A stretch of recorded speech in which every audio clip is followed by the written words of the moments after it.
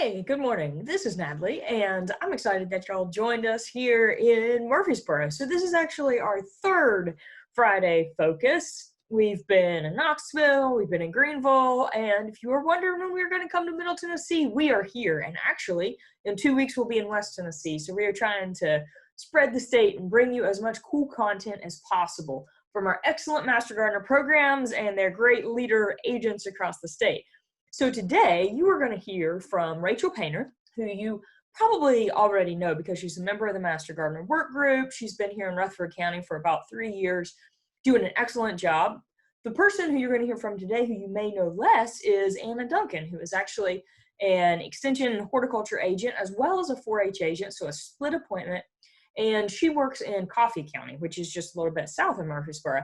And so the cool thing about this combination is that you get to see a little bit about the way different extension Master Gardener coordinators run their programs, right? So Rutherford County is a more mature group that's been in place for several years, and Rachel is 100% horticulture.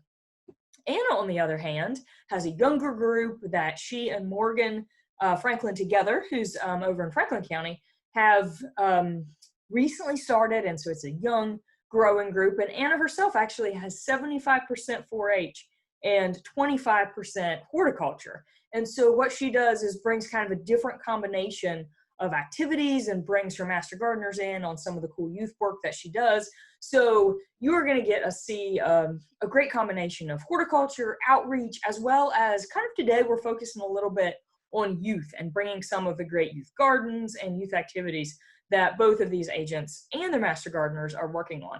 So without further ado, let's head outside and hear from Rachel and Anna, who are live in the demo garden.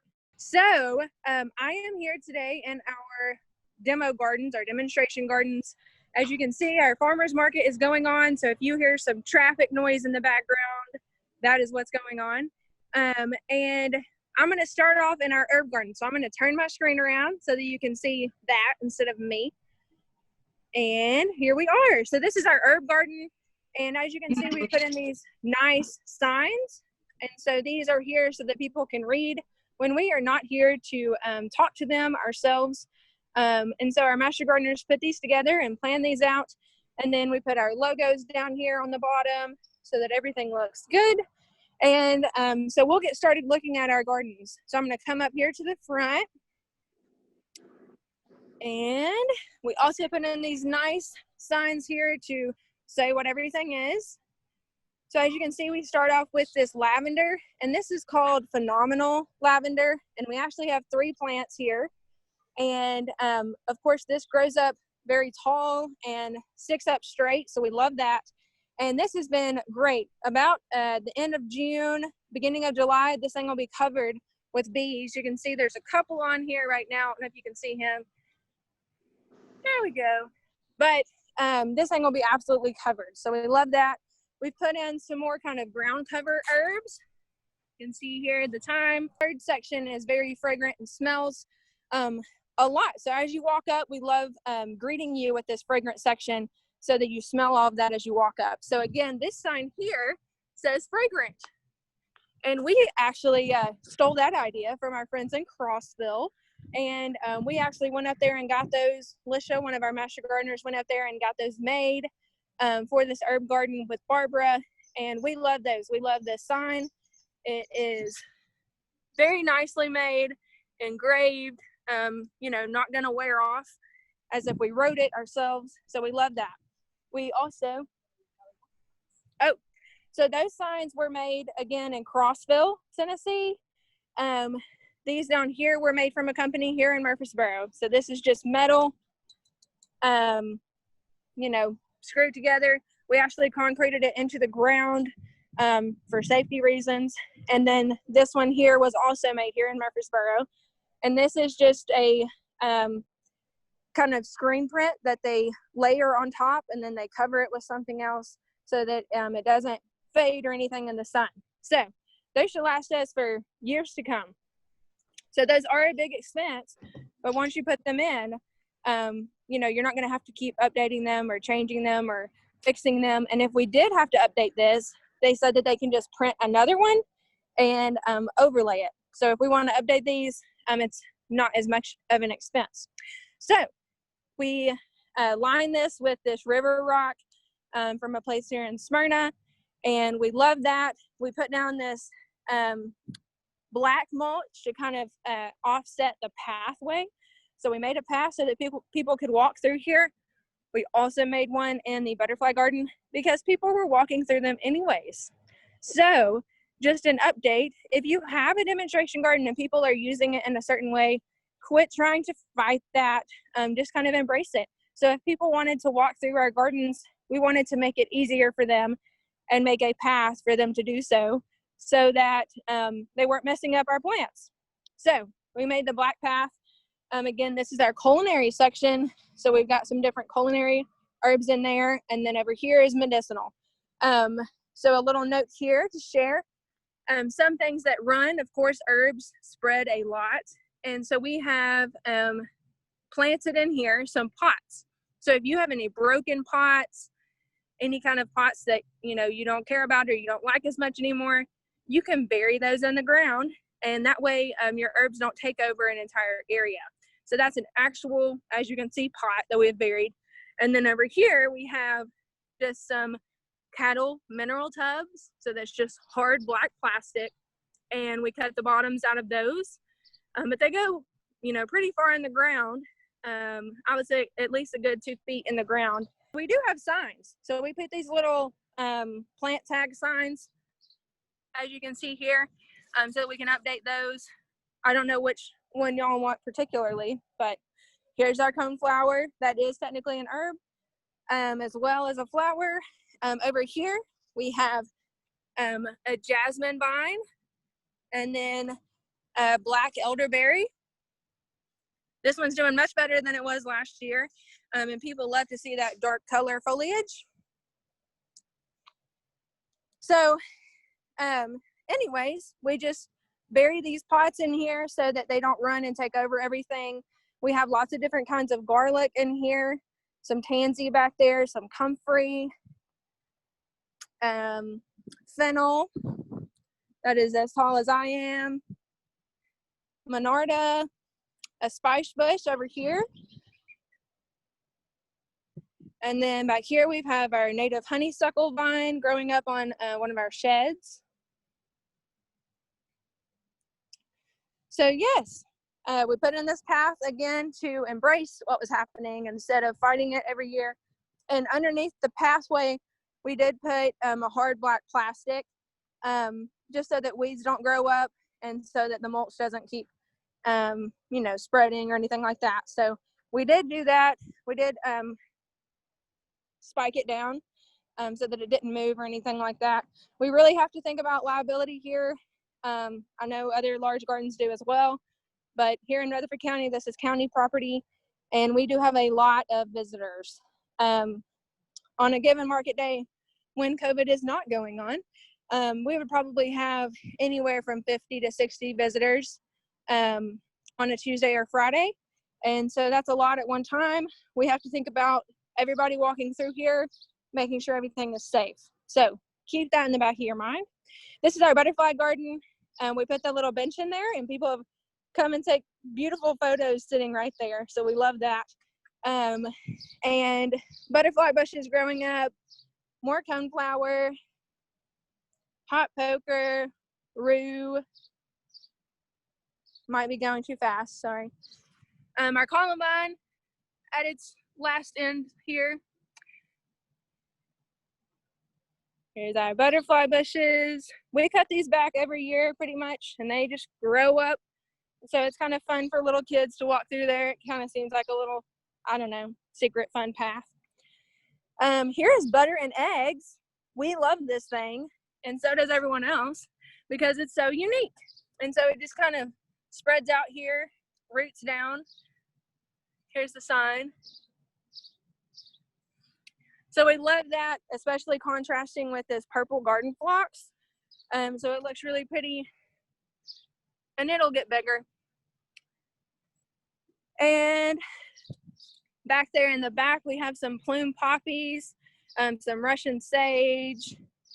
We've got some more phlox down here. daylilies. We have some sedum up here. Dun. Let's see. And now I'll take you over here to another side of our butterfly garden where we are putting in some zinnias. You can see that. So those will grow up, of course, and be really pretty. We used to have zinnias in this whole entire front area, and they just kept taking over and spreading and taking over our other plants. So we had to section these off, kind of make a particular section for them to keep them in one certain area, and that way we can pull them up when they get outside of that area. This false indigo right here was really pretty Baptisia about a month ago. Now it's not really done blooming. It's already set, you know, seed pods. And there's a mason bee house back there. Some sunflowers. If you can see our little fake rabbit there, that is part of our youth garden scavenger hunt. And so we have a little page, half page scavenger hunt that little kids can do. And it has some animals on there, which, you know, a bird, things like that. They can find those naturally sometimes, you know, flying around. We have some purple martin houses out there.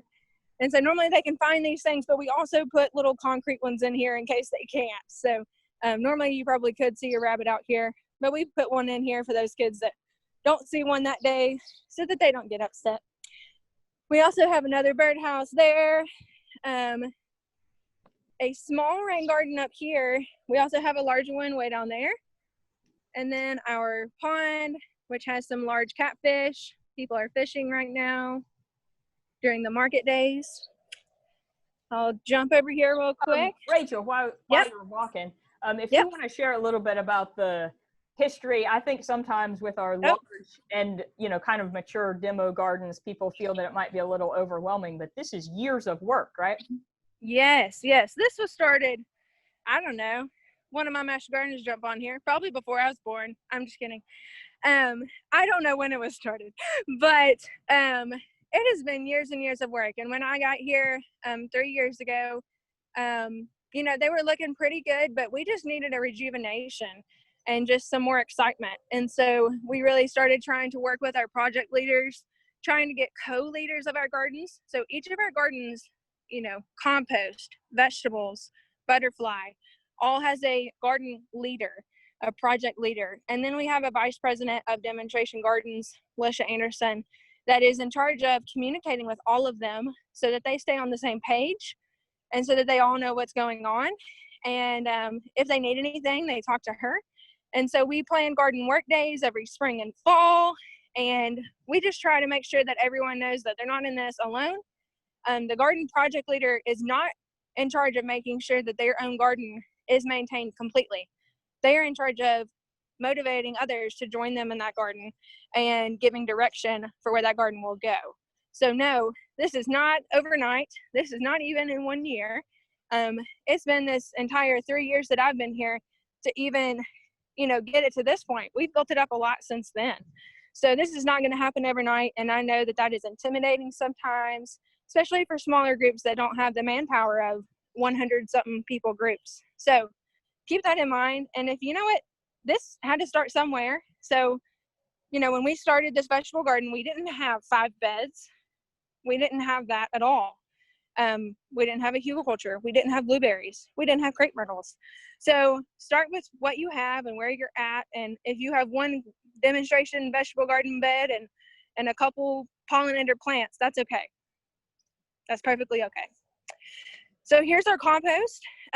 You'll see a video about this later, so I won't talk too much about it, but we just updated it and changed it because the pallet compost bins were falling apart. And so they had been here for about 5 years and they were just starting to deteriorate naturally. So over here on the left, we keep bins of leaves and coffee grounds and random other things that we add into the compost. And each of these bins is numbered so that we can keep up with who is adding what to each bin. So for instance, you add things to bin 1, we turn it, it then gets put into bin 2, we keep turning it, and then finally it'll be in bin 3 last before it's ready to be used. They just added this bed on the front where we're going to put comfrey and other things that are good at breaking things down, and another bed here. Honestly, don't know what William's putting in there. William likes to add fun things everywhere, so that is awesome. And Karen as well. We've got this raised bed up off the ground. One of our master gardeners built that, and of course you could wheel up to this if necessary from the other side. Right now William just put some peppers in here to start growing. Over there we've got our garden shed and a pergola. William put some collards in here. We have some kiwi vines or something Karen put in just last week. Da, da, da. And I'll show you our vegetable garden real quick before we hop over to Anna. So over here is our horticulture bed, and that is just a fancy word for things breaking down and decomposing. And right now we have some strawberries in there. You can see some comfrey coming up as well. They built this up. They dug a huge trench, you know, put some logs in there, leaves, things that would just break down over time. And as you can see, it's getting lower and lower. So a couple years ago, this was pretty high, and it keeps sinking as those logs and things underneath decompose. And again, we put some strawberries in there. We got some garlic here growing. And then our vegetable trials. Dun-dun. This is a straw bale garden, which is not a traditional straw bale garden. This is obviously straw bales that are containing soil. But we are demonstrating different types of vegetable raised beds. So of course the completely raised up off the ground, one trench. Then we've also got the plastic snapped together. You can buy these at Sam's. They're pretty simple. Good for school gardens because really little tools involved. Straw bales, we do have to change these out and get new ones, sometimes every year, sometimes every other year. But as they break down, we will use that straw on the horticulture. So after that breaks down, we will replace it and then spread that out. This one is just concrete blocks with the wood on top with rods in there. This one, I will warn you, we get some wasp nest. You can see one. Look at there. We do get some wasp nest and dirt daubers and all kinds of fun things building nests in these concrete blocks. I don't know that I would really suggest this method. This is just a traditional raised bed built out of wood. So there's that with some tomatoes growing in it. We have a deer problem. I don't know if anyone else experiences that, probably, but you wouldn't expect that here in the middle of Murfreesboro. There's the interstate. But we are evidently an oasis for this 8-point buck and his lady friend every year. And they live down there in those trees, and they come up here and feast on our garden. So we're just basically feeding them. But yes, so we do put some covers on here. That's what that was for. And then with these, you know, sometimes something is crawling on these, like a cucumber, but other times we can cover this up if we need to. If you want to share a little bit about the rain barrel, folks have been seeing that and are kind of curious about that. Okay, which one? So we have these over here that are on our pavilion. And of course you can see this pavilion has gutters and they flow down here. And we only capture it on these front half, on these front two. Mostly because it's just for demonstration purposes. We actually have a water spigot literally right there. But the water flows into those barrels, and then right now it is not connected because they had to dig a trench to put a fountain in our pond. So that's fun. But typically we would have that barrel connected to a little spout. We do have some drip irrigation in here. We replaced that. And we have to tell people to be very careful to not dig that up or hit it with a shovel. I'll show you that. Can you see this? Yeah, actually, we can see it pretty well. Okay, good. So, of course, it's just hidden underneath all this mulch. And so we do have the rain barrels, and we hook them up to that with just a little hose, and that's it. So typically they're doing that. If you can see this small mud trench, we put in another water spigot over here by our little shed, mostly for our blueberries and fruit trials going on over there. But used to, that trench was only really here for this purpose. So this hose right here is actually going underneath the ground right here, so it's just buried, and it goes over there to the pavilion, and it is coming up right underneath that little water spigot over there. And so it was really just a matter of not having to carry water in buckets. So this one is literally just a bucket, a drum with a hose in it. And then we have the water spigot here. So if we have to water something or something over here, we didn't really have a hose pipe that was run over here all the time, and it was a lot of work to get ours out of the shed. So we just put this here. You just turn on the water spigot over there. It fills this all the way up. Right now there's plenty of water in here, and then we have watering cans that could be used to water this. I'll let you see in there. So nothing pretty, nothing fancy, nothing genius, just a simple watering system. And then you can see our new water spigot over there, which is a huge help because we don't have to fill up that water drum anymore. So yes, make sure before you build your garden that it is near a water source. Step number 1. And that's kind of a great practical conversation about how some sustainability steps are great, but you sort of have a backup as well if you get in the middle of a dry summer and that kind of thing. Yes, yeah. So they built that years ago for the vegetable beds because, again, it was just such a pain to roll our hose pipe. It was on a cart out of that shed all the way over here to the pavilion. You had to walk around that fence, go inside, drag it underneath the fence. So, just come up with practical ways before you get too crazy building things to remember that you need water at your gardens. And again, if you don't have a water source like we now have, that's a great idea. If you can just bury a hose pipe underground or something like that, that way you don't have to drag one over there all the time. And even if we just had that hose pipe kind of coming up and we're able to hook another one on, I think that would be helpful. So just remember simple ways. I also want to note on, I'm not going to go over there because there's a baby over there now, but the little, it looks like one of the free libraries, but it is going to house documents in there. So list of all the plants in our particular gardens. So we're going to have a list of everything in the herb garden, everything in the butterfly garden, so that they can go around and highlight or check mark things that they like, that they want to have in their own garden at home. We're also going to have that garden scavenger hunt in there for little kids so that they can pick those things up when we're not here. And then we've also talked about doing, like at the state parks, how they have the sign-in sheets where you can sign in where you're from or like who was here kind of thing. So that's fun. So we've talked about doing that.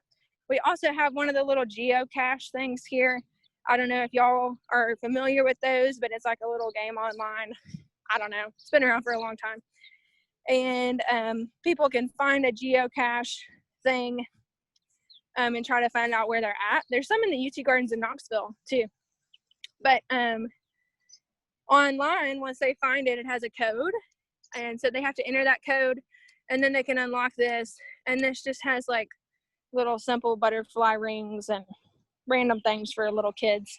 But here's the geocache information. You can look that up.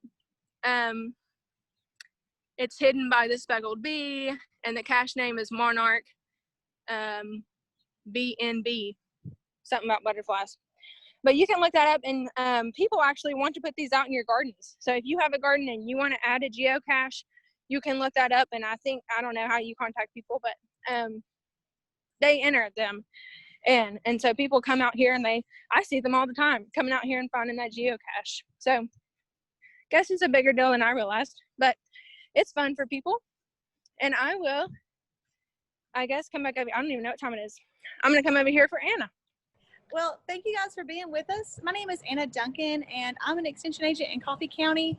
75% of my extension appointment is with youth and 4-H, and 25% of my job is with residential horticulture and with you guys. So I have a mixed bag of things. I can be doing different stuff any day, and it's fun. It never gets boring. It's always something different. But I love bringing those two sides of my job together. That's my favorite things about my job. And so that's what we're going to talk about for this section, is bringing that horticulture piece and the youth piece together. And so one of the first things I wanted to talk about was just kind of stair step it. So we talked about, we're going to talk about like what to do with like little kids. So if you've got little kids that you've started having to watch at home because daycares are closed, schools are closed, whatever, or maybe you just keep them this summer, you think about doing some summer camps with like preschool through 3rd grade. The garden is the perfect place to teach them those early skills that they really need. So let's flip around here and look at some stuff.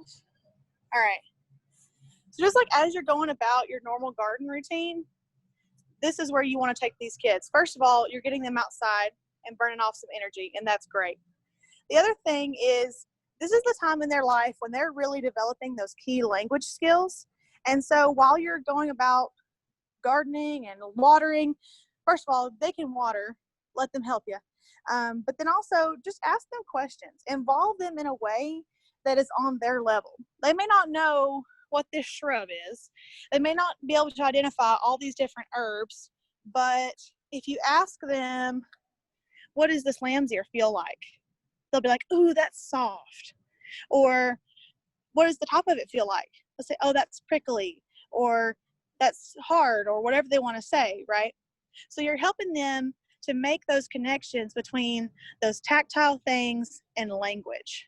And it's such an easy way to help them develop those skills. Just take them with you and ask them questions, right?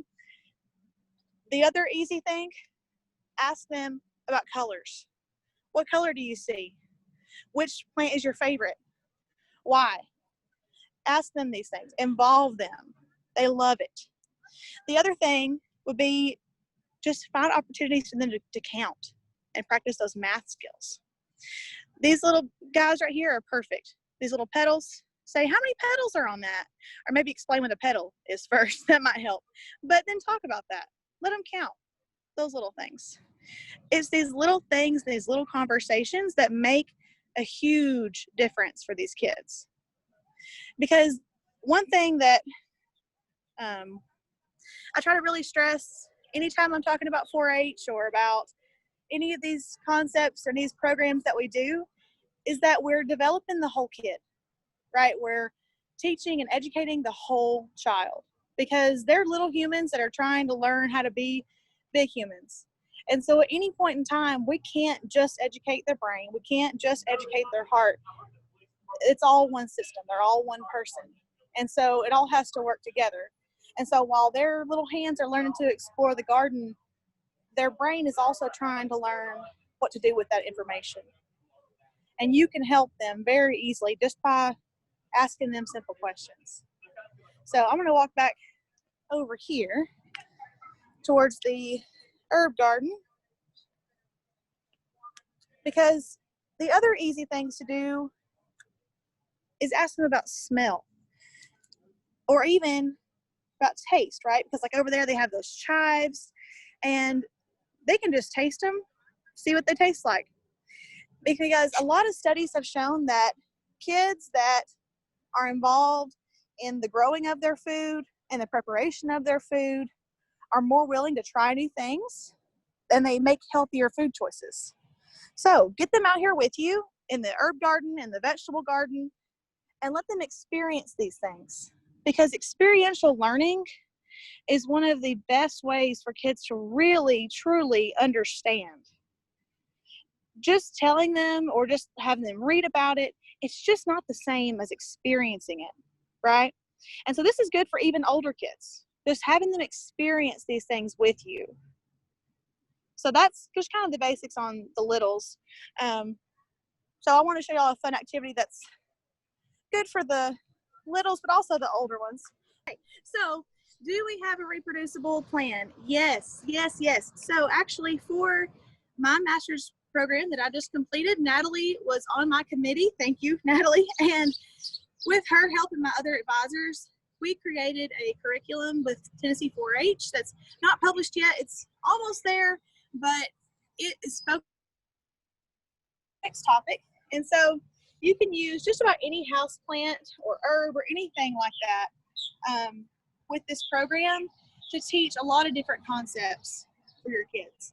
So I borrowed this one, but I mean, all you really have to do with this is first thing I do with them is I teach them the parts of the plant, get those basics down, because language is everything.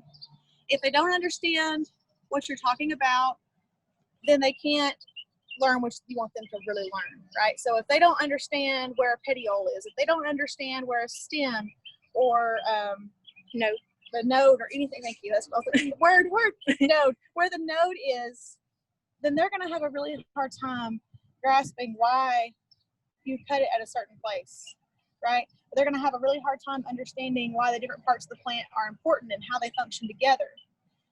So explain the parts of the plant first. And this is a great project for Master Gardeners too. When I developed this program, I should not leave out my Master Gardeners. They were a huge part of this. My Master Gardener group in Coffee County, they grew the plants for my kiddos. So this was a no-cost thing for my kiddos because we use spider plants. Everybody's got those at home. So they make babies like crazy. So this was no big deal for them to be able to do. And so you can use like one big plant and get lots of cuttings for the kiddos, right? So it's really low cost. And then you just have to demonstrate it a couple times, show them how to, you know, take a cutting and what to do with it, how to propagate it for whatever kind of plant you're doing. We've done herbs, we've done spider plants, we've done Christmas cacti, all those kinds of things, all those easy, cheap plants. And then let the kids do it. Just let them try. And if you've got a lot of them, break them up in small groups, have some adults there to help, and let them try it out. Because it's really hard for them to actually kill this plant. So let them go. It's okay. And let them take several because one might die. It's okay. It might happen. So let them take these cuttings. Let them take them home. Give them good instructions on how to take care of them and check in often. And then use this as a vehicle to educate the rest of that child. So the curriculum that we developed actually uses the roots as the primary piece that's most important, not even the stem or the node or anything. Because when you're taking stem cuttings, what you're really looking for is to develop roots, right? So in one of the lessons that we developed, we talked about root function, how it supports us, how it gets you the nutrients you need, and all these things. And then we flipped the script on them and said, but where are your roots? Who are your roots? Who supports you? And talked about building a healthy support system. And so, especially if you've got middle school age kids, this is a great time to introduce those concepts, those personal development concepts, because a lot of research has shown that spending time in gardens or green spaces really helps kids with their brain development. It helps them with their mental clarity, and it helps them with their stress and anxiety levels. So the garden is the perfect place to introduce these personal development concepts when they're at that developmental age in middle school where they're starting to, you know, wonder about like, well, does so-and-so like me, or who am I really, or they have self-confidence questions and those kinds of things. It's the perfect time to introduce these concepts. When you're in the garden and their stress level is down, they let their guard down a little bit, this is the time to really develop that whole child. And even for the little ones, this is really fun because when you drop this in a glass of water and they get to watch the roots grow, buddy, they get excited. They're like, look at it, they're growing, look. Even though it's a teeny bit, they get excited. So no matter the age of your kid, propagation is a really easy one, and you can take it any direction you want. So one thing I love about plants and using it as a teaching tool is that you can take them any direction you want to, and you can use them as a vehicle to teach whatever concept you need to. They lend themselves so well to anything that we need them to. I love that my split appointment is split this way. It's really been beneficial to me in my programs. So one other activity I wanted to show you guys was making leaf rubbings. You guys have probably seen this before, but all you really have to get is some crayons, plain paper, and some leaves. You can get any kind of leaf you want. Ones with really good venation like this work best. So this is a good one for any age kid, really, but especially the littles with their crayons. Flip it over like that. Lay it down and just color over it, and that leaf magically appears. They love it. And that red doesn't show as well as the orange did, so we'll do an orange one. Hold on. There, now it shows. But again, for littles, it's a good chance to explore colors. They can do patterns, anything like that. You can also talk about shapes and sizes. But then also, you can send them on a leaf hunt, guys, and burn off some energy, right? For your older ones, you can also look at that venation if you can get a really good pattern on the paper, and take this concept a step further and talk about our rivers and stream systems, and talk about how nature kind of mimics itself and how cool that is, and let them map this. And maybe for older ones, even take this into tree identification and talk about the state tree and whatever else that they're interested in. But use this as a vehicle to teach these kids whatever they want to learn, and to explore these textbook concepts in a whole fun new way. It really opens up their mind to applying these concepts outside of the classroom. So if you're planning a camp or just have kids at home, really try to emphasize these concepts, because that's something else that a lot of our kids are struggling with, is to transfer knowledge. They have a hard time applying their math skills in science class, or applying what they learned in social studies in English. Like, they have a really hard time transferring those skills. They know it in this setting, but once they're out of that setting, it's different. So helping them to recognize those skills out here in the garden is really helpful to them in a multitude of ways. All right, we'll take a break for any questions. Yeah. Do we have any questions in the chat? Questions, comments? Just encouraging notes. That's Awesome. all I'm saying. Good. All right. Cool. Yeah, Anna, we did have a couple of comments about how those plants and propagation from your project kind of went into their fair projects and some of the other great outcomes of those. Yeah. Oh yeah, and that is something else that we did with the root curriculum that I developed with my master's program. With our county fair, we added a plant show just for 4-H, and so I'm glad that you guys have that too, because we didn't really have that before. So I'm glad you'll have that. That's very encouraging. I'm glad. We also added a journaling piece. So however you guys want to take this, however many elements you want to add, go for it. That's awesome. And we've also gotten some questions about youth programming over the course of this summer, which is of course challenging because we're not doing in person, but we have several of our groups that are doing some virtual junior master gardener camps, and even just some of the ideas that Anna was sharing were really about how you could use this, with your own family or, kids that you're working with in those kinds of settings. Yeah. Perfect. So another project that I've had fun working on is Rachel and I together put together a publication for school gardens, because that's another arena where gardening is getting really popular. So Rachel, do you want to kind of introduce what we've done there? Yeah. So here in Rutherford County, let me see if I can flip this around. I'm going to step in the shade. Here in Rutherford County, I am supposed to be helping with school gardens. And if you know anything about Rutherford County, there's a lot of people here. And I simply do not have the time to go to every single classroom and help them get a school garden started, or to even be there all the time leading lessons, right? So because I'm 100% adult agriculture, I don't have a youth component to my extension appointment. So I worked with Anna. I know she knows so much more about kids than I do. And talked to her about how I wish that we could create something for those teachers themselves. I know Farm Bureau has teacher trainings about agriculture every year, and those are awesome. But we needed something particularly about gardening. So we developed a school garden publication. It is online. You can find it. Hopefully Natalie will send a link to that out for you. So if you know a teacher, maybe you are a teacher, please read that, share that with anybody that you know that might use that. And it just kind of goes through when to plant what, how to get a school garden started, when to harvest. I know a lot of school garden teachers that didn't even know when the proper time to harvest something was. And so either they were letting their students harvest too early or too late.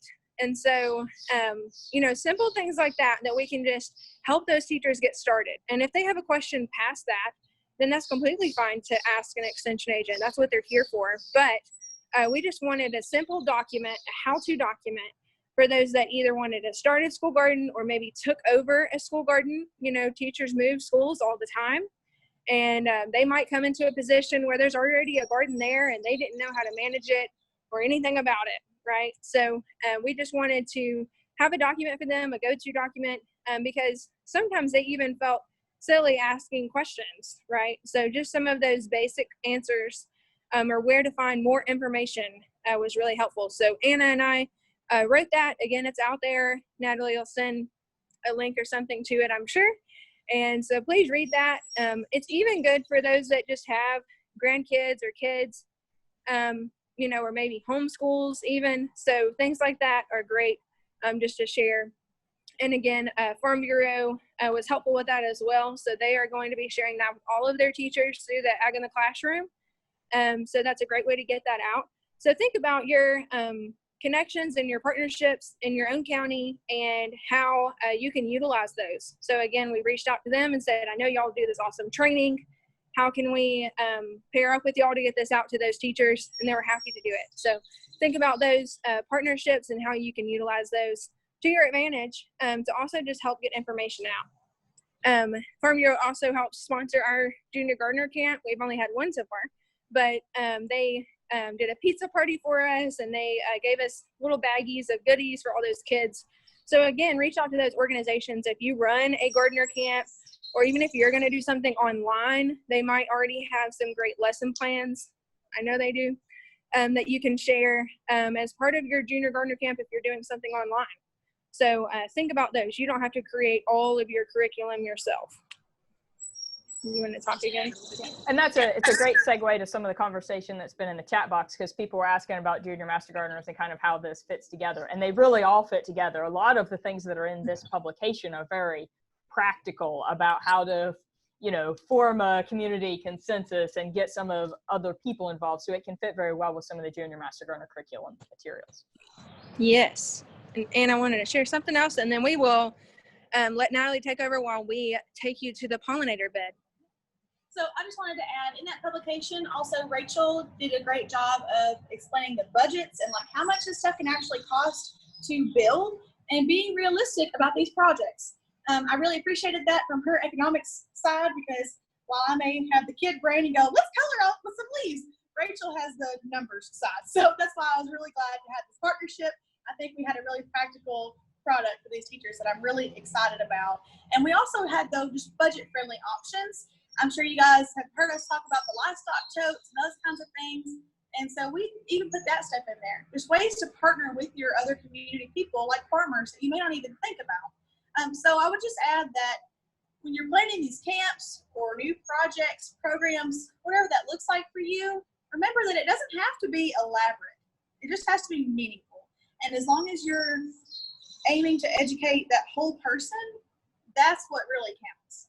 So think about your main goals and what vehicle you want to use to achieve them, and then just go from there. And besides that, have some fun and you'll get really far. So thanks, guys. All right, as you know, right now in our extension system, we're not able to have in-person Master Gardener meetings or activities, and so we're not able to have any Master Gardener volunteers that are live in person today, but we do have, as you just saw, some recorded video content that the volunteers did themselves. Up next, I actually want to share with you a message from the Master Gardener president right here in Rutherford County. And so I have the honor of working with Jennifer on our Master Gardener work group, and she has been a positive, enthusiastic, well-organized, just a great voice on that leadership group. And so I'm excited just to give Jennifer a little bit of an opportunity to introduce herself and kind of welcome you virtually to the demo garden here in Murfreesboro. Okay. Good morning, everyone. Welcome to Rutherford County. I'm so glad you could be here today to tour our gardens. They are beautiful. They're a pride and joy. and there is a lot of work that goes into these gardens, and I really would like to thank our project leaders, our VP of demonstrations, and all the volunteers who come out here. And as I get up, I'm just gonna pan to the gardens. They're empty. It's such a sad sight today, because usually this is popping with people, volunteers working in the gardens, people coming out from the market to ask questions. We're all alone here today. Thanks, COVID. But we're getting along. We'll come through this. We've tried to stay in touch with each other here in Rutherford County. We have talked incessantly on Zoom. We've talked by phone. We've stayed connected on our Facebook page. We've created our project slideshows for our interns and other master gardeners to see what projects we do and what they're all about. And I can't say enough about what a great group this is. We would love to have you come and visit us. So please come by. Our association meetings are on the third Monday when we get back going. So come by and visit us. And I would just like to say one quick word here, that none of this, we would not be together and as happy as we are, but we're not for one person. And so to Rachel, I would like to say congratulations. You mean the world to us, and nobody else can have you. Thanks. All right, well, now you're curious, right? Because Jennifer just kind of gave away a little bit of a hint at what our secret is for today. So the thing that I'm excited to be able to share with y'all today, this was kind of intended to be live and in person when we were at the conference, but the conference didn't happen, and so we get to do this throughout the summer. And what we're going to do today is actually kick off the awarding of a brand new set of recognitions that we have in our Tennessee Extension Master Gardener program. As you know, we have a great Search for Excellence program that recognizes service and outreach. Incorporated with that, we have individual Master Gardeners who are recognized, partners in the community who collaborate on research who are recognized. But what we actually haven't done yet is recognize our agent leaders and the very, very valuable investment that they make in our local Master Gardener programs. And so our regional representatives and I, actually the agents on the work group don't even know about this, did it as a surprise this year. So for the first time, we sent out a nomination form electronically. It was sort of a secret form to all of the county communicators and to the officers, and we asked them to nominate their agent coordinators in their county for this new slate of awards. So we have early stage coordinator, experience coordinator, rural, urban coordinators of excellence. And I am really excited today to recognize Rachel Painter as the very first winner of our early stage Extension Master Gardener Coordinator Award. So congratulations, Rachel. I've had the opportunity to work with Rachel for the past several years, and she is an excellent leader in many ways, but I think that probably the most valuable thing that I can do is share just a little bit of what her volunteers who nominated her for this award say.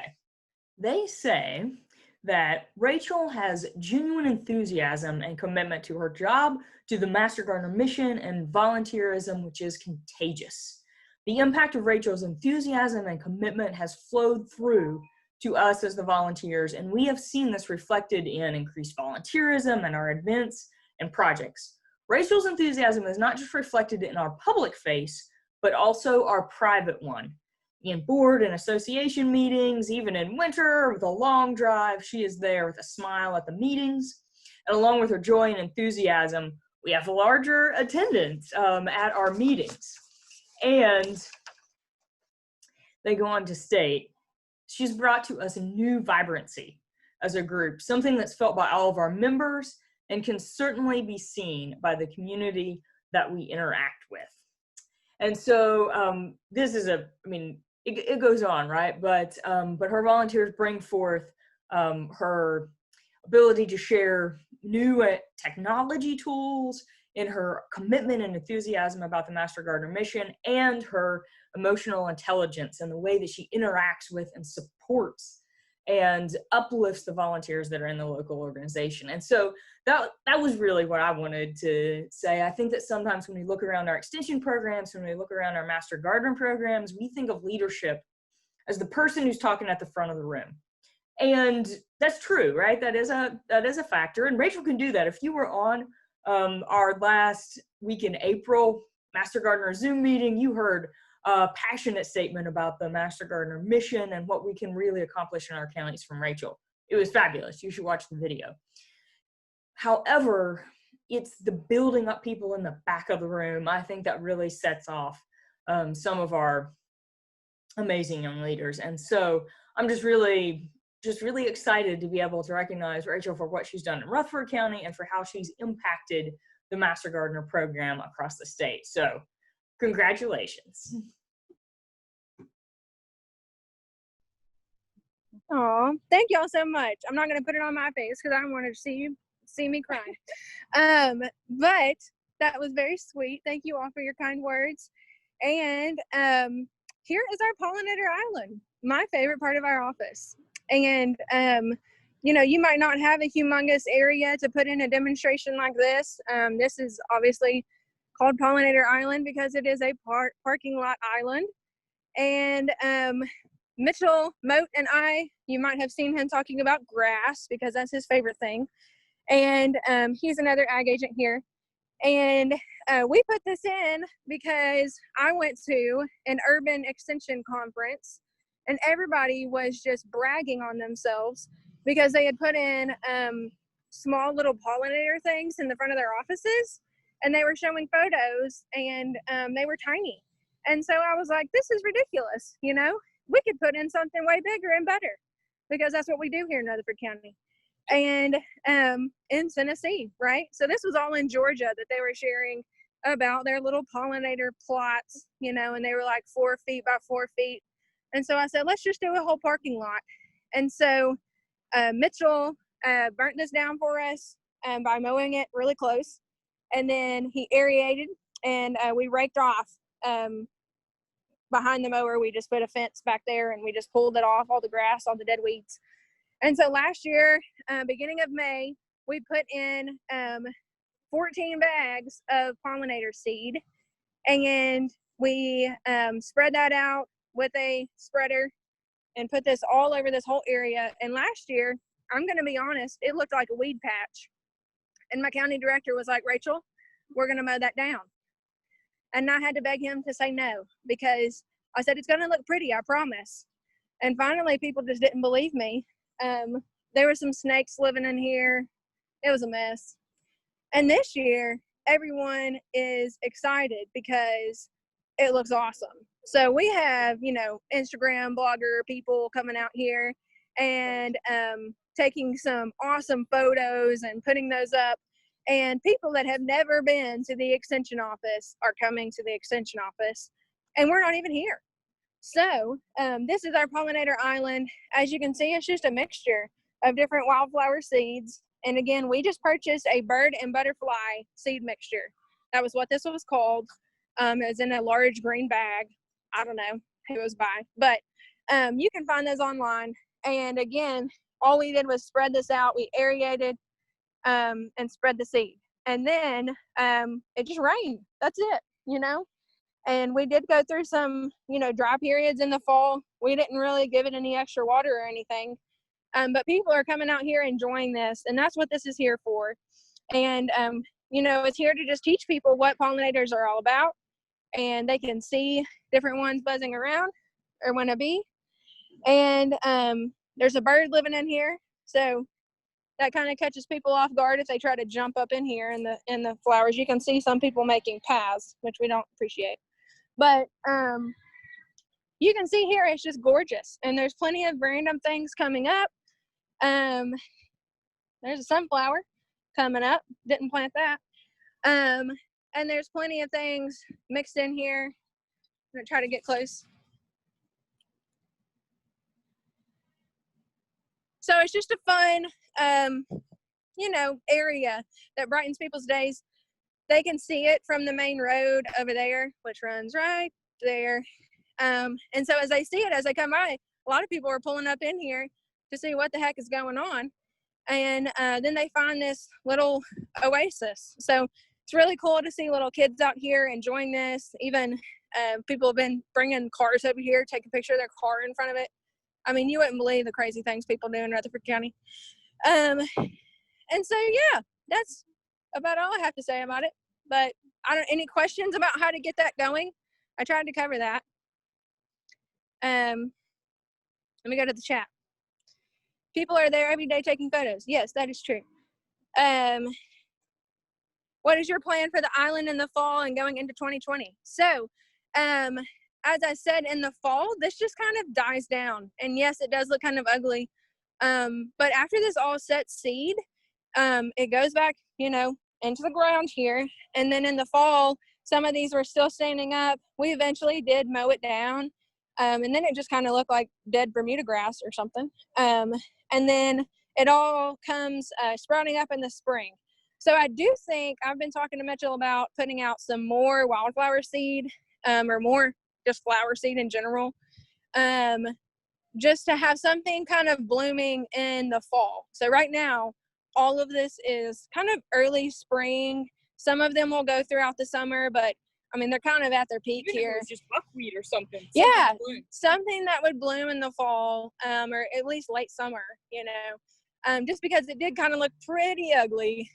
Like I mentioned, I had to kind of go through some heck last year because it looked ugly. So your very first year is not going to look like this. Warning statement. It will not look like this your first year. But again, the second year it should, and then it should keep reseeding. And you will probably have to remind people, please do not pick the flowers because that is how they reseed, right? So you might have to teach people something they have never learned before. So I cannot just say thank you enough to these fabulous agents for hosting this today. It was a great tour, bringing your personal passions for all of this subject matter and intertwining us on this beautiful day. It didn't even rain. And so thank you all so much for that. In 2 weeks, we're going to be in Memphis, but between now and then, you'll get a video. You'll get this great new publication, which we are all excited about, as well as some of the other additional materials that we promised you. So thank you all so much for joining in. It's been another fabulous Friday focus on our Master Gardener program. And we're also going to send some videos that include the volunteers here. And so, you didn't get to see them today, but they are crucial and they will be a part of the material that we send out. So thanks to the Rutherford County Master Gardeners and to Rachel and Anna. And congrats again to Rachel. Oh, and in fine Master Gardener fashion, because we're so flush with money here at University of Tennessee, we have a pin for Rachel. So she's got her own gold leaf now. Congratulations to our distinguished early career Master Gardener. Did you find this in my desk? Yes. I brought it with me. Good job, Rachel. Good job, ladies. That is beautiful. I can't wait to come and visit it, Rachel. Yes, you need to. Everybody does. Yeah. On next year's bus tour. Yeah. Have a fabulous afternoon and a beautiful weekend. We'll see you in a couple weeks.